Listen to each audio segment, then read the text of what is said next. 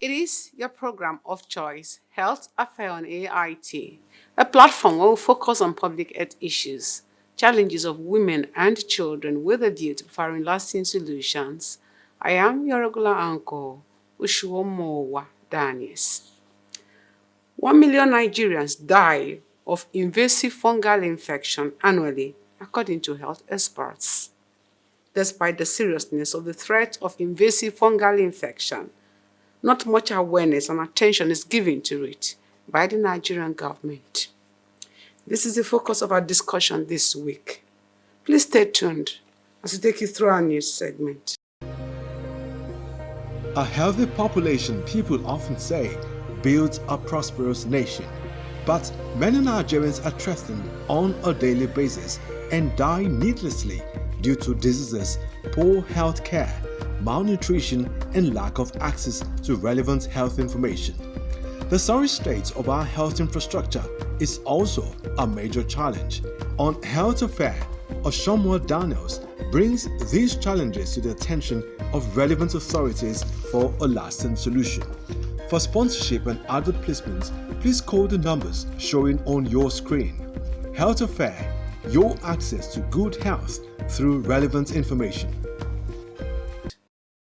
The Nigeria Academy of Pharmacy comprises of distinguished pharmacists whose collective wisdom advances science, influences policy direction, and safeguards the integrity of healthcare delivery in Nigeria through research, advocacy, mentorship, and ethical leadership. On Thursday, the 16th of October 2025, 14 new fellows were inducted into the academy and some others recognized for their various contributions to the growth of this sector and humanity. Pledge to contribute to the advancement of knowledge and the promotion of excellence in pharmacy to the best of my ability. So help me God. I congratulate the fellows today. It means they have served society and we have seen their service and we are rewarding them for their service. I just hope and pray that they will not relax. They will continue to serve more. The award we have given is in 3 categories. Those that had full fellowship of the academy. The second group of people are the honorary fellows. The third group of people are the Lifetime Achievement Award. To be remembered at the tail end of your life by your professional colleague and to be given an award is a thing of joy and something that money cannot buy, that you are really by. So we are extremely grateful. The gathering of best of brains from the academia gave room for discourse on latest innovations to promote national development. Pharmacists have chosen to describe our nation as half full, and there is room for improvement. We are not a perfect nation, but every pharmacist can contribute towards developing an economically viable and bigger economy through their contribution in terms of services, products, and other contributions of pharmacists in the value chain for health. It's about research and development, and definitely with the partnership, Take Home, we now see the essence of bringing government and private sector into research and development funding. It is too small to say that we are just contributing 0.2% of our GDP to research and development. They all agree that we cannot be left behind. We have to embrace technology. And I think we are making some progress.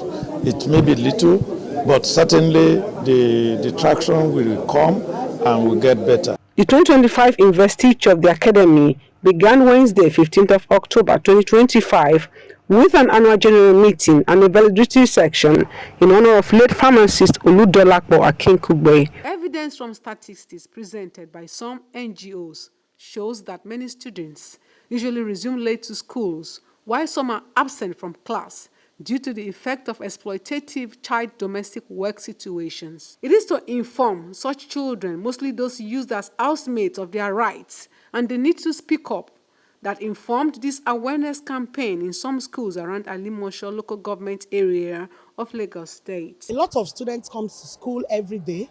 You know they are domestic workers. Most times they come to school very late because of the chores they have to do from home before coming. But for you coming today to sensitize them, to create an awareness about child domestic workers, it will help them, a long way. So we've started and we've covered lots of public schools in Alimosho. We hope to reach thousands of students in Lagos State. Wonderful initiative, and these kids need to be sensitized about the harm some domestic workers go through, and Lagos State is also on top of the situation. The International Labour Organization classifies exploitative child domestic work as one of the worst forms of child labor that is not only a human rights concern, but a matter of care for everyone. This is a new project that came into Lagos 2023 and is the first of its kind. We'll find out that most child domestic workers have tendency to be trafficked, and most of the times they face exploitation.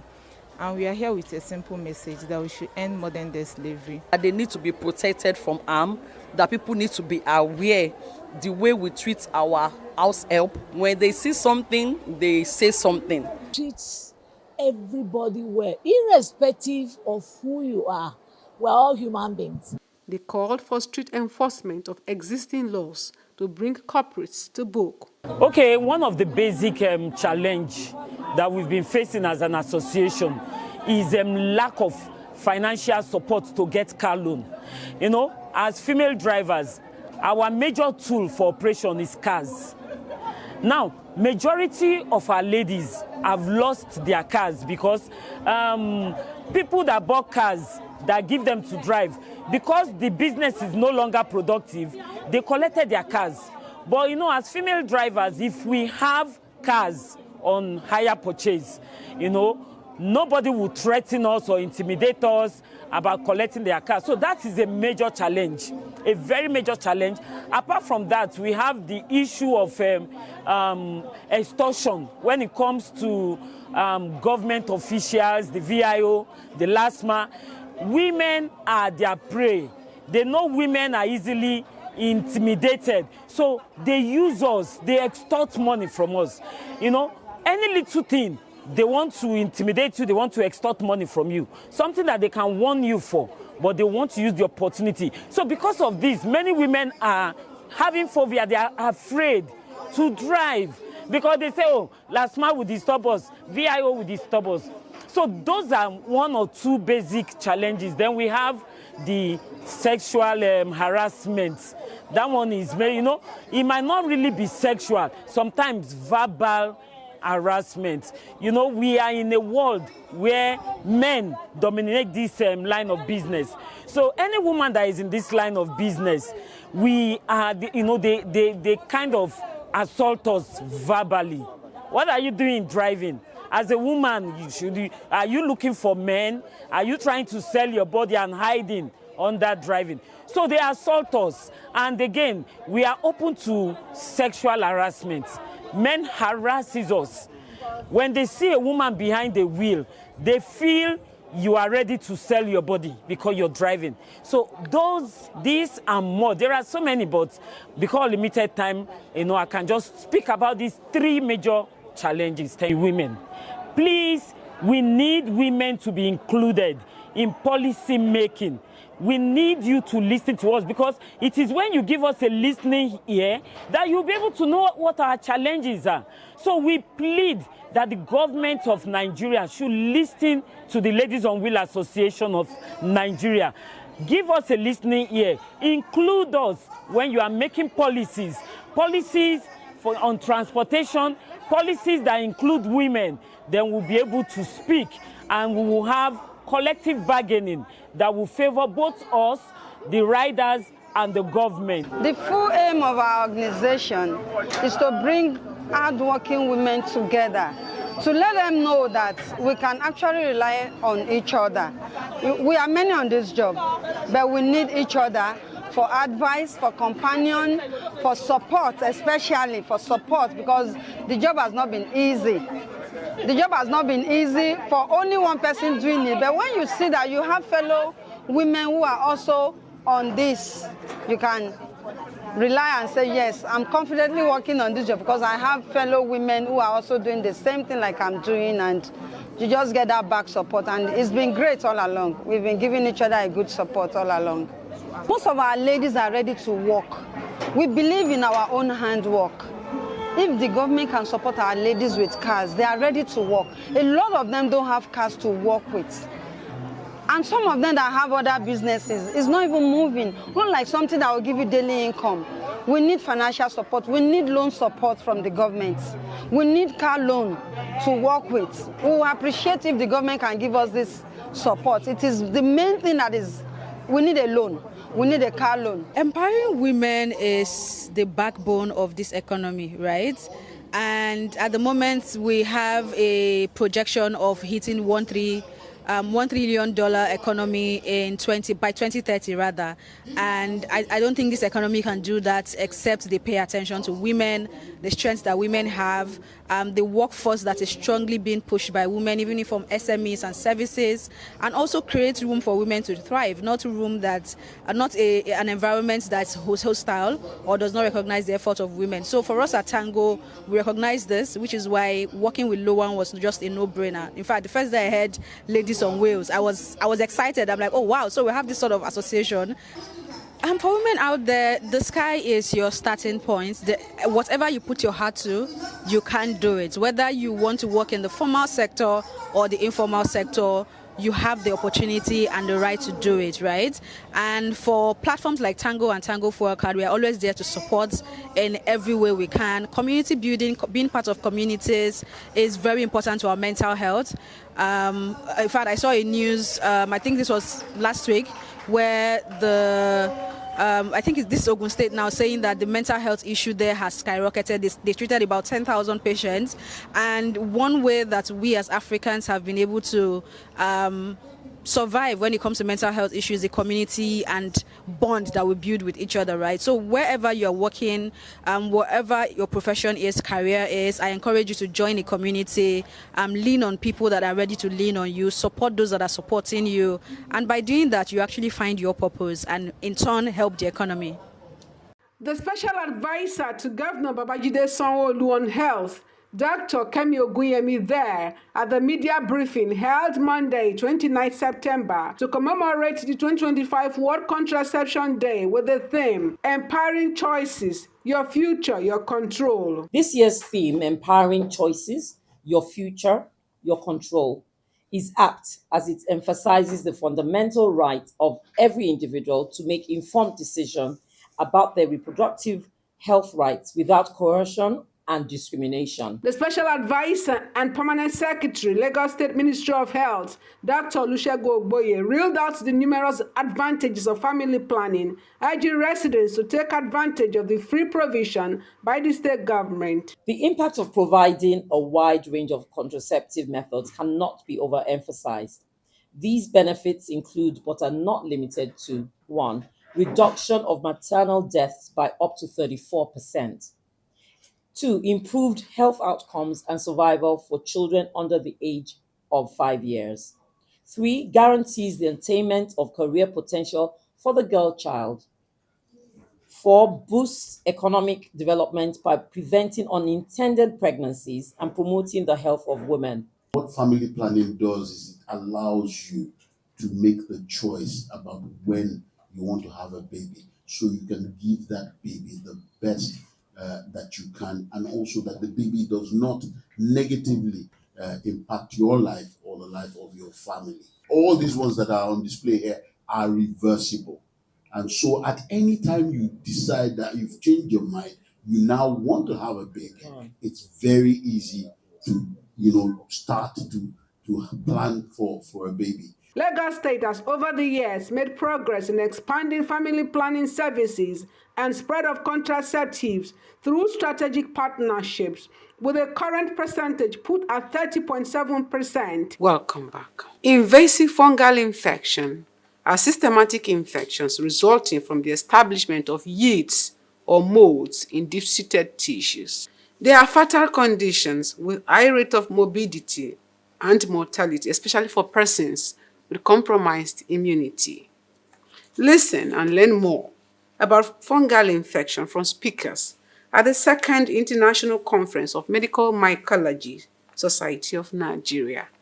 It had as its theme, Interfacing Medical Mycology and Public Health. Where are we? Invasive fungal infections are systemic diseases resulting from the establishment of yeast or molds in deep-seated tissues. They are fatal conditions with high rate of morbidity and mortality, especially for immunocompromised patients, making it an issue of concern at this forum of International Conference of the Medical Mycology Society of Nigeria.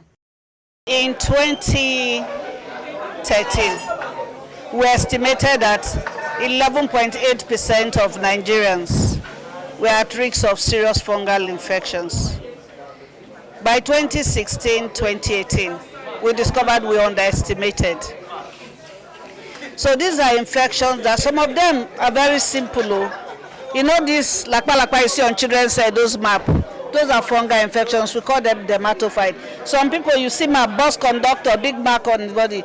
Those ones are not life-threatening. Women, they have vulvovaginal candidiasis. It keeps coming and going, coming and going. At least 50% of women in their lifetime, we have at least one episode of vulvovaginal candidiasis. That one is not life-threatening. But there are people like the HIV patients that have advanced HIV disease. Cryptococcal meningitis will kill him. You heard stories about very low birth weight, small babies. Candida infections kill them, invasive candidiasis. It kills, it's life-threatening. You have heard about molds, okay? Like aspergillus. It affects people that have chest problems. They have cavities in their lungs. Or people that have cancer and they are treating them for cancer. Because of that, all the cells in their body that fight infection have disappeared or have reduced significantly. They are at risk of invasive aspergillosis, and that one will kill. Chronic pulmonary aspergillosis, the TB patient that have cavity, after they have treated him for TB, is at risk of chronic pulmonary aspergillosis. The doctor needs to know and prevent it. If not, he will develop that and in a space of 5 years will be dead. So these are life-threatening infections. It's silent. Candida auris, there's a pandemic going on. It has been reported in practically every continent. In Africa, we have reported in about 6 African countries. It's not that they are not seen. It's to have the capacity to make the diagnosis. We have seen outbreaks in Lagos here. We are looking for which we have seen also in Benin. And we have reported all these things in literature. These are multi-drug resistant pathogens, interventions in the country. So that we also have resistance emerging. You know, you have been hearing a lot about AMR, antimicrobial resistance. It's a global problem now. We need to ensure that fungal infections are inside there because we also have resistance to antifungals emerging and we don't have the drugs in country. So once we put it center, the relevant authorities will then make the right policies that will prevent deaths from fungal infections in the Nigerian population. So it is important that we know this problem. You know when you get to your house, how do you know that the roof is leaking? You see mark on the wall, right? You say, this place is leaking. No, that is a mold growing. Because mold likes dead, decay material, it likes moist places. Okay? So that is mold. You see all this refuge dump that sometimes you see the refuge is covered with black thing. Then children are playing, they kick ball there. The thing you see something, you remember them now. All those are molds, they are the spores. When people inhale them, they can go to the lung and cause damages. They can spread to the body. So you have things like invasive aspergillosis, chronic pulmonary aspergillosis, candida, which can cause both superficial infection and the one that kills people. You have mucormycosis. Diabetic patients are the ones that are most at risk. Even there, you have people that have defects, ENT surgeons, they see a lot of them. Many labs, many hospitals don't have the capacity to diagnose them. They don't have the tests, the diagnostics available to make this diagnosis. And even when they have, which is unlikely, a lot of times, a lot of doctors don't know about it either. So if you listen to some of those stories, it was when the patient had died that they found out. But it is preventable. We need to build capacity. We need to provide the diagnostics. And as you heard, Nigeria Center for Disease Control, the NCDC, has now incorporated it into the action plan for the country going forward. So we hope that we'll see less deaths from this infection. We estimate that it will kill at least 1 million Nigeria every year. Nigerians is that one we need to know, and then so that we can also be aware there's not a patient when they have relatives that have cancers, have HIV, they have diabetes, they have very small babies, newborn babies and all, that they are at risk of this infection, so that they can be on the lookout for it. In India, they are having multi-drug resistant ones. It cannot be treated and it's spreading globally. So we don't have so many drugs. We need to make sure that we make the diagnosis early enough and treat this patient. So they need to make sure they get lab tests done. Mycology in animal health practice is a huge problem. First, we haven't gotten diagnostic capabilities where fungal infections in animals are being diagnosed. Unfortunately, most of these fungal infections are in food animals being consumed by humans, and thereby impacting more public health issue. It is very costly in management, and therefore antifungal resistance in animals is even worse a problem than in humans, due to a number of reasons that we keep bombarding these animals with antibiotics without having a specific diagnosis that has to do with the fungal infection. Fungal infection, particularly in animal health practice, should be pursued to its logical conclusion, and this is one infection that we are likely going to miss, so it must be pursued to its logical conclusion in terms of seeking empirical evidence, getting diagnosis right, and then also pursuing the medication. It's one group of organisms that we should not resort to self-medication. We have to have a regimen monitored by a health expert or a veterinary doctor on a farm. Now, let me bring to the issue of food. You need to buy and consume in the market, food safety and fungal infection. What's your question? Our government are regulating all those things and people who buy to consume. Okay, so the hazard analysis and critical control points when it has to do with the food we take from animals need to be screened for, and need to be when you talk about the hazard analysis and critical control, it needs to be for issues of fungal infection. Very recently, we had outbreaks of fungal infection in dairy farms, and eventually you and I know that it will be passed to humans, because the humans will naturally consume milk, and it is a very dangerous trend, and Nigerian government will have to strengthen the capabilities of veterinary doctors so that we can nip some of these problems in the bud. Thank you. Need for more awareness. People should be aware and should be able to differentiate all forms of infections. People should know what symptoms, especially healthcare workers, what symptoms, when they should suspect, fungal infections, so that they can use laboratory to actually confirm whatever diagnosis they are thinking for rational use of either antibiotics or antifungal agent. So awareness is very key, and with this project and in collaboration with NCDC, we are looking forward to integrating antifungal stewardship into our national integrated antimicrobial stewardship program. In last 2 years, what I observed in Nigeria, that the burden of antimicrobial resistance in Nigeria is the topmost. You can say that it's the topmost reason for the number of deaths which are happening in Nigeria among all the infections.